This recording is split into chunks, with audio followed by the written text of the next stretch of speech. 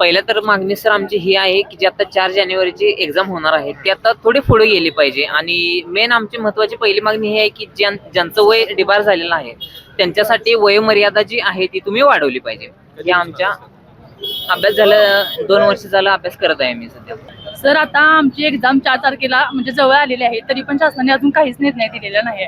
ज्यांचे वयवार म्हणजे ज्यांचा वय एज बार झालेले आहे त्यांना अजून एक चान्स मिळाला पाहिजे, हीच आमची मागणी आहे. आणि मनोज जरांगे सरांना आमचा पूर्ण पाठिंबा आहे. गेले 8 दिवस झालं टेलिग्रामला रोज न्यूज येतात की एक्झाम पुढे जाणार, एक्झाम पुढे जाणार. त्यामुळे जी ऑलरेडी अभ्यासात होती त्यांचा पण डिस्टर्बन्स झालेला आहे.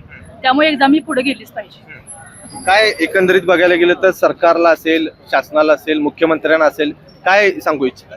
त्यांनी लवकरात लवकर जी आर काढावा, कारण आता एक्झाम आता एकच दिवस राहिलेला आणि ज्यांचं म्हणजे जास्त लांब ज्यांचा नंबर पडलाय म्हणजे पुण्यासारख्या म्हणजे बाकीच्या वगैरे शहरामध्ये त्यांना एक्झामसाठी लवकर जावं लागेल ना. आता परवा एक्झाम आहे म्हणल्यावर ज्यांचा लांब नंबर पडलाय त्यांना उद्याच जावं लागेल. त्यामुळे त्यांनी लवकरात लवकर जी आर काढून विद्यार्थ्यांना निर्णय द्यावा. आता तुमचं बजेट नाही हलणार, कारण 28% ऐवजी फक्त 18% GST. मोहिते सुझुकी मध्ये आजच आपली आवडती गाडी बुक करा.